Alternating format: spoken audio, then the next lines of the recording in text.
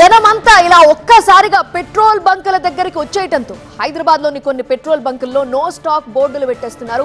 కొన్ని పెట్రోల్ బంకుల్ని మూసివేసినట్లుగా కూడా తెలుస్తోంది. నో స్టాక్ బోర్డు చూసి మిగతా చోట్ల జనం పరేషాన్ అయిపోతున్నారు. తమ దగ్గర అదే పరిస్థితి వస్తుందేమో అనే ఆందోళనతో వెంటనే దగ్గరగా ఉన్న బంకులకి వెళ్లి అక్కడ క్యూలో నిలబడుతున్నారు. అంతా ఫుల్ ట్యాంక్ అనటంతో బంకుల్లో వెయిటింగ్ పెరుగుతోంది.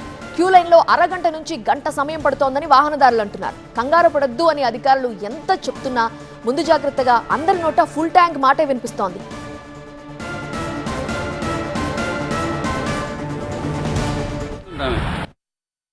ఐదు దినాల నుంచి పెట్రోల్ గ్యాస్ దొరకలేదన్న చాలా బండి అందరికీ ప్రాబ్లం అయిపోతుంది. మాకు 100-200 బండ్ల ఇంకా తిరిగి మేము లైన్లో వస్తే దగ్గరకు వచ్చినాక గ్యాస్ లేదంటున్నారు.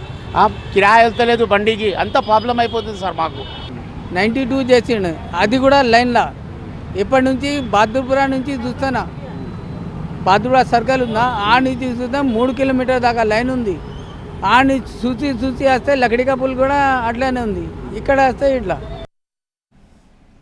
హైదరాబాద్లో 2 వీలర్లు 4 వీలర్లు ఆటోలు ఇలా అన్నీ కలిపి దాదాపుగా 50 లక్షల వాహనాలు ఉంటాయని అంచనా.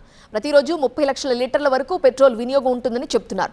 ఈ డిమాండ్కి సరిపడా ట్యాంకర్ల సరఫరా ఉంది అని, వినియోగదారులు ఆందోళన చెందాల్సిన అవసరమే లేదని బీపీసీఎల్, ఐఓసీఎల్ లాంటి కంపెనీల డీలర్లు చెబుతున్నారు. అయితే కేంద్రం సహా ఎవరు భరోసా ఇస్తున్నా కూడా ప్రజల్లో ఆందోళన మాత్రం తగ్గటం లేదు. షార్టేజ్ వస్తుందనే భయాలు ఒక పక్క, పెట్రోల్ రేట్లు భారీగా పెరుగుతాయేమో అనే ఆందోళన మరో పక్క వెరసి జనం పనులన్నీ మానేసుకొని ముందు బంకులకు వెళుతున్నారు. ముందు జాగ్రత్త అని చెప్పి ఇలా పెట్రోల్ బంకులకు వెళ్ళి ఫుల్ ట్యాంకులు చేయించుకుంటున్నారు. ఈ రోజుల్లో ఎక్కడికి వెళ్ళాలన్నా వాహనం తప్పనిసరి. అందుకనే పెట్రోల్ ఫుల్ ట్యాంక్ ఉండే విధంగా చూసుకుంటున్నారు. సిటీలో చాలా చోట్ల అర్ధరాత్రి వరకు కూడా క్యూ లైన్లు కనిపించాయి. మళ్ళీ తెల్లవారుజామున 5 గంటలకే బంకులు తెరవక ముందే అక్కడికి వెళ్ళి క్యూ లైన్లో ఉన్నారు జనం. చూస్తుంటే ఎంత భరోసా ఇచ్చినా ఈ ఆందోళన ఇప్పట్లో తగ్గేలా కనిపించడం లేదు.